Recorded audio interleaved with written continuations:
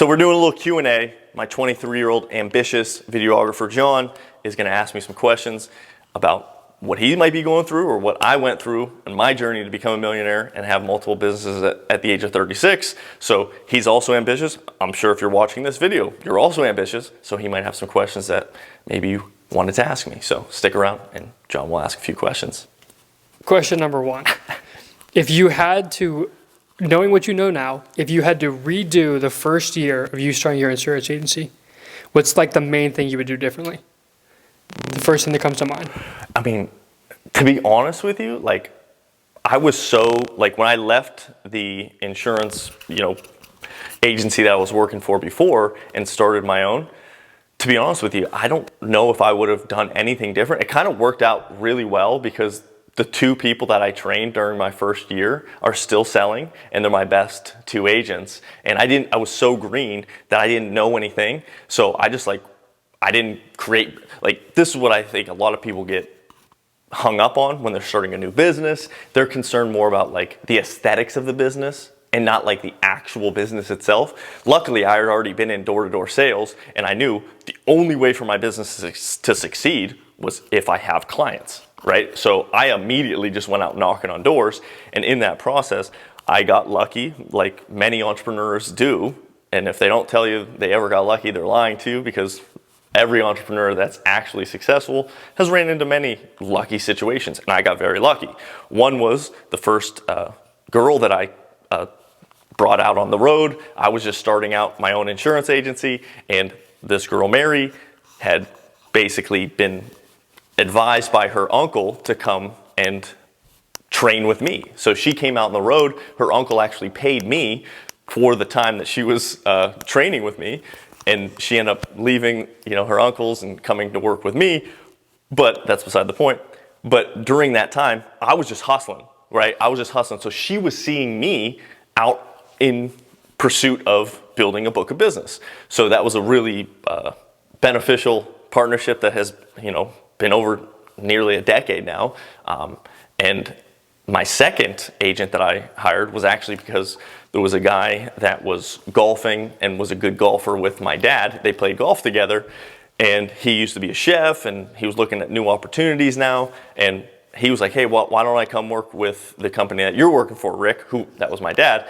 And he said, hey, if you're wanting to get into insurance, don't come work for me. My dad was a manager of another insurance agency, but you should go and talk to my son. He's starting his own agency. So my dad basically alley-ooped my second agent, Scott, who's doing phenomenal. He's a great salesman. And so I was gifted two of these amazing agents, and I've, obviously trained dozens since then, and those are two of the three that stuck around. So yeah, I'd say the first year was actually, I wouldn't change any of it. It was all focused on building the business and getting new clients. And in that process, I got two agents that got to go out with me and see me in my grind, and then they got to develop as well. So yeah, I don't know. I think the first year was really a pivotal year for me, and I wouldn't have changed it. But the main thing that I guess you can take from that is, I didn't give a shit about my business cards. I didn't care about any of that. I just went out and I needed to get clients. So that's all I cared about. And in the process, I got lucky and got two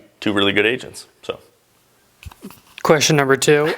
It's going to be the same question, but what would you have done differently in your first year of real estate or buying your first few properties? What would you have done differently now? Yeah, definitely. With the real estate, I can definitely say I've made more mistakes in real estate than the insurance. Real estate, I tried to buy cheap and tried to do cheap fixes. I was so concerned of okay, I need to get into this property. So the first property I bought was a duplex. It was completely vacant, but I knew that I was going to live in, the top floor and rent out the first.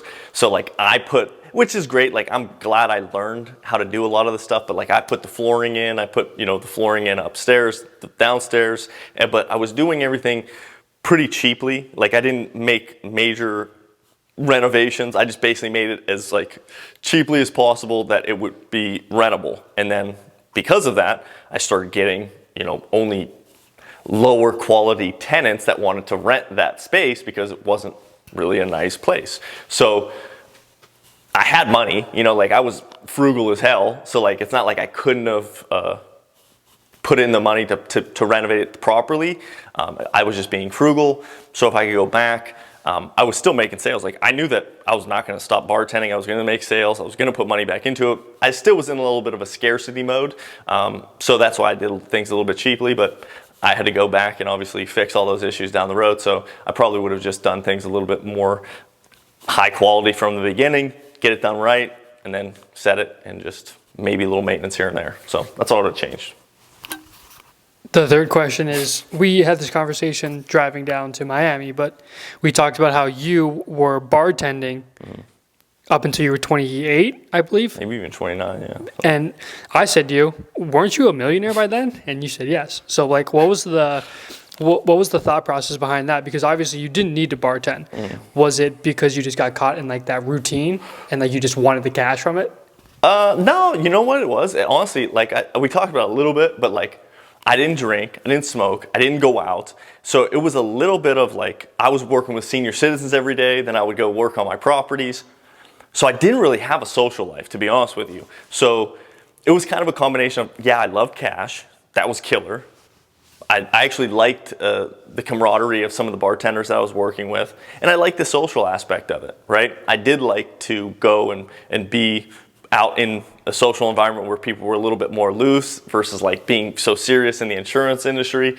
So that was kind of the crux of it. Also, I love the restaurant. Like, I love the owners of the bar. You know, they're good friends of mine, and they had great food. And part of the deal was like, if I'd work my hourly wages, I basically got to eat for free there whenever I wanted. So yeah, it was a combination of like, I just really didn't have much of a social life. I didn't really have good friends. I had a long-term relationship with, you know, one girl, but like, yeah, the social aspect really probably kept me in there the most. And then probably I just like cash.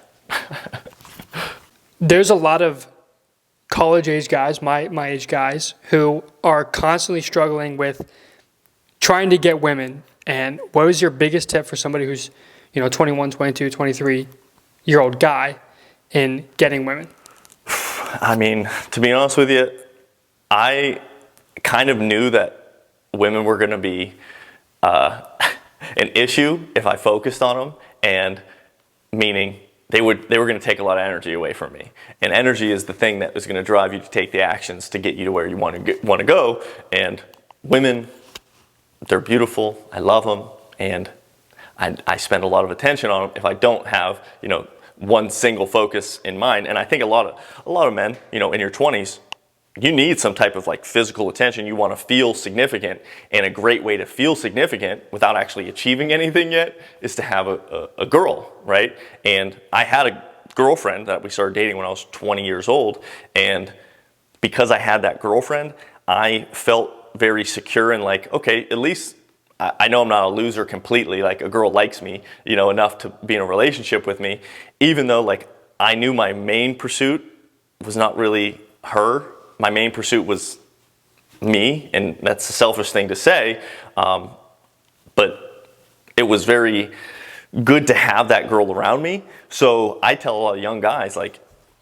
the relationship that I was in my 20s, even though it didn't work out, was probably the best thing that could have happened to me, because I was basically focused on only the business, and I didn't have to worry about like, oh, okay, am I going to have some girl that I have to go chase after this weekend to get some, you know, some feeling of significance? Because if you're single and you have no girl attention at all, that's not good either, especially in your 20s. So I genuinely believe, like, if you find a good girl, wife them up, you know, that's up to you how you want that to be. I would have chose or framed the relationship a little bit better at the beginning, so I didn't have all of the, you know, things that might have unraveled the relationship, but you live and learn. But I think having a relationship in your 20s is actually really beneficial.